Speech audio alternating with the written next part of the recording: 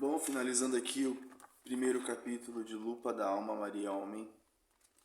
Tive que dividir esse vídeo em 4 partes. A ideia era ler todo o primeiro capítulo num vídeo, só que dependendo do tamanho do vídeo, o Instagram não baixa. Eu gosto de deixar lá também, porque as pessoas costumam ver mais no Instagram do que no YouTube, né? É interessante que as pessoas vejam, né? Enfim. E então eu dividi, né, em 4 partes o primeiro capítulo e vamos para a reta final agora. Página 18. Todavia, se por acaso esse momento de encontro com a consciência do que está sendo sua própria vida foi péssimo, você pode entrar em uma crise estranha e chamá-la de desânimo, estresse, tédio, inércia, quem nunca, né?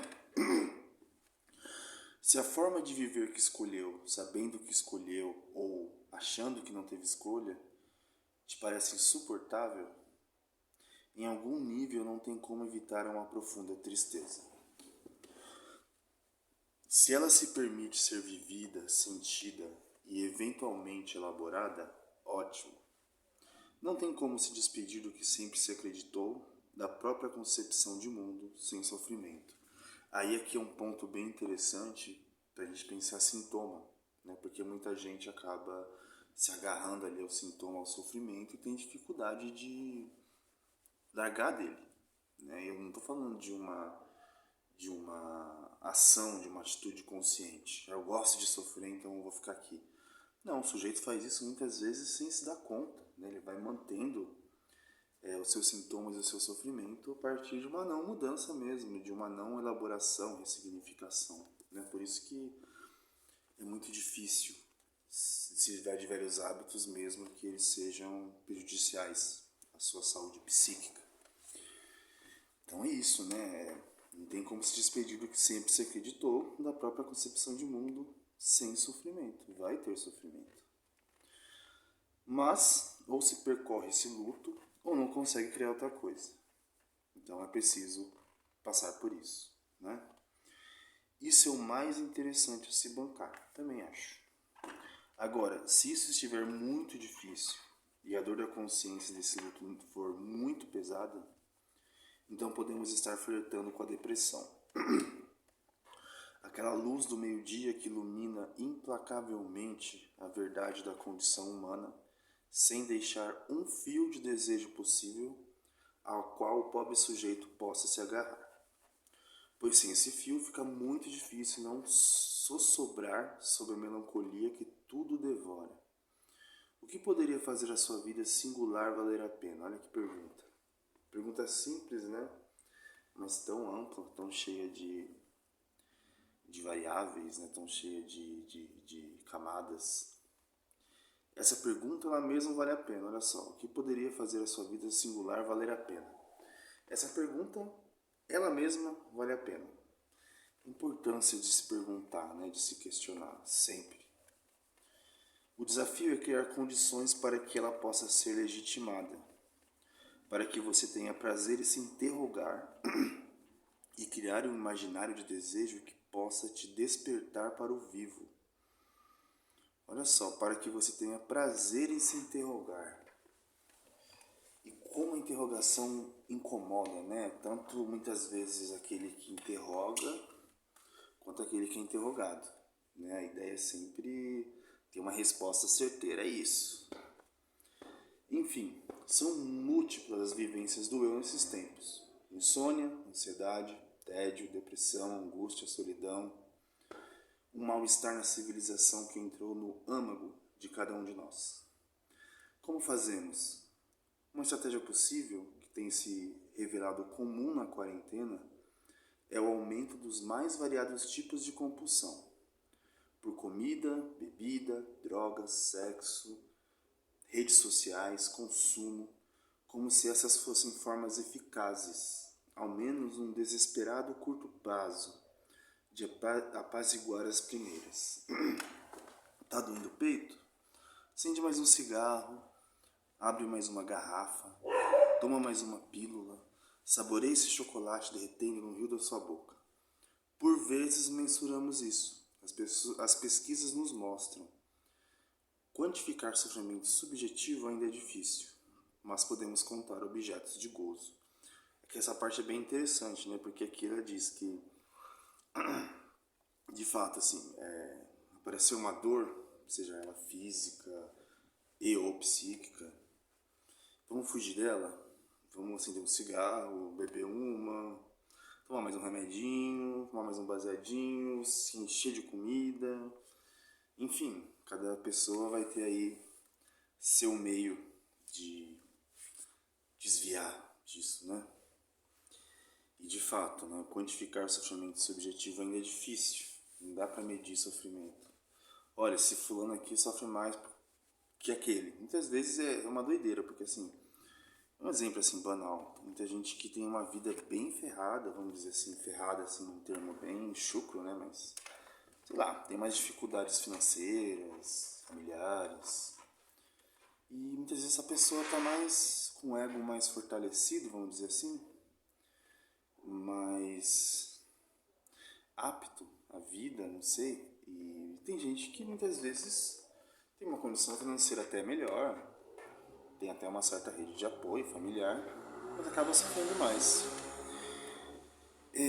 Então, de fato, é difícil quantificar o sofrimento, é muito subjetivo. Porém, dá para contar os objetos de gozo, né? O quanto você está usando desses objetos, né? E qual a forma desse uso, né? Às vezes, um tipo peculiar de sofrimento vem à tona, o exercício da violência. Normalmente sobre o outro mais frágil que vive com você. Claro, né? Aquele filho que se colocou ali na sua frente para receber toda a irritação acumulada na quarentena. Ou quem sabe, numa vida. Aprender na internet como escrever cartazes. Não, ou aquela vadia com quem você vive e que está tentando aprender na internet como escrever cartazes em segredo e silêncio para que alguma denúncia seja feita e alguém venha salvá-la. Você vê que aqui a gente tem um personagem aqui meio que falando, né? Provavelmente um homem.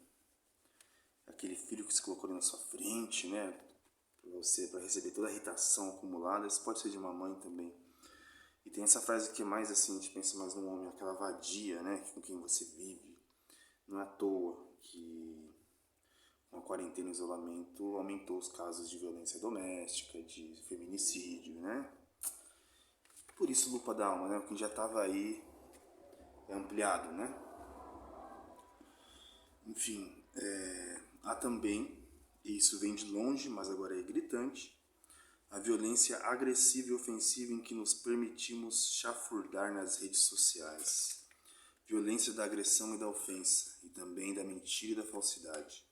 Ou ainda aumento da violência levemente anônima contra o vizinho semi-desconhecido que faz panelaço e desopila sua revolta em dias diferentes da sua. A gente está falando da polaridade brasileira, que é um assunto também que rende. Às vezes essa forma de violência não é tão sutil, você se autoriza a mandar bala. Bala sim, de metal. Na janela do filho da puta que está berrando contra o sonho mítico que você precisa tanto acariciar em seu coração. Como se nos autorizássemos a saborear o amargo, porém doce gosto da poção de morte no seu pior. Pois a força destrutiva de Thanatos, quando bem entrelaçado junto a de Eros, aqui são paralelos rapidinho. Thanatos a gente pensa como pulsão de morte na teoria psicanalítica aí, uma metáfora, e Eros como pulsão de vida.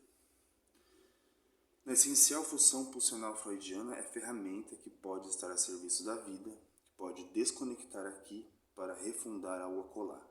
Nada como o intricado balé da morte e vida que é a estrutura do próprio viver. Agora, a pura potência de destruição, a serviço de ideias e símbolos que veiculam impulsos genocidas, beira a pura morte. E o gozo da morte vem, em parte porque sempre esteve aí, em parte porque, em momentos como esse, de fio da navalha, perdemos uma organização integrada e nos voltamos ao puro gozo mortífero que nos ameaça desde dentro. Mas isso veremos melhor mais ao final, pois precisamos da complacência do outro para que se dê esse movimento. No pior do que uma organização, de indivíduos em forma de massa pode gerar. Voltemos ao nosso pobre e agoniado eu. No meio disso, aumenta também a busca por terapias. Em minha não tão jovem experiência clínica, que ela falando, né, Maria Homem, este foi o momento, sem dúvida, da maior chegada de novos períodos de análise. Insights e descobertas podem acontecer nesses tempos insólitos? Sim, talvez sobretudo por isso. Não existe transformação sem dor. Sem a dor de uma experiência de atravessamento. Como é que abrimos mão de conhecidos hábitos, mesmo que confortáveis? Só quando cai a ficha do longo jogo de pôquer que estamos jogando com a vida e descobrimos que não vale mais a pena uma aposta furada em certa ilusão ou determinada forma de se colocar no mundo. Há várias formas de fugir de um encontro consigo mesmo, todas as que vimos, e mais algumas, pois nossa criatividade é imensa. Mas há outras muitas de enfrentamento e de preparo para poder olhar tranquilamente para o fiel retrato de seu próprio ser que agora se nos apresenta. Aqui está um tempo possível para descobertas. Se a gente tiver um tiquinho de coragem e aprender a sustentar o silêncio, talvez dê para escutar algumas notas de uma possível nova melodia. Porque tanta falação no mundo, porque tanta barulheira, para fugir desse encontro. Isso. Por que tanta falação no mundo, por que tanta barulheira? Para fugir desse encontro. Fica olhando para fora, para o outro, mais feio que eu, mais belo que eu, é sempre distração. Quais as condições para se descobrir o novo?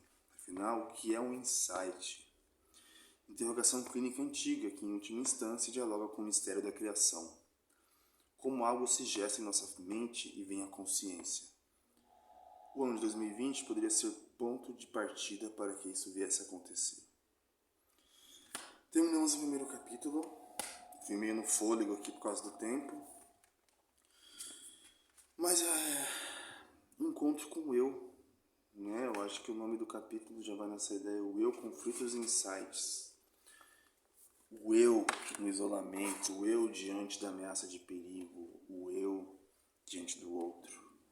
Para além da quarentena. Tudo isso que a gente leu, que eu li hoje, nesses 4 vídeos do primeiro capítulo, sempre estiveram aí e fazem parte do nosso tecido social.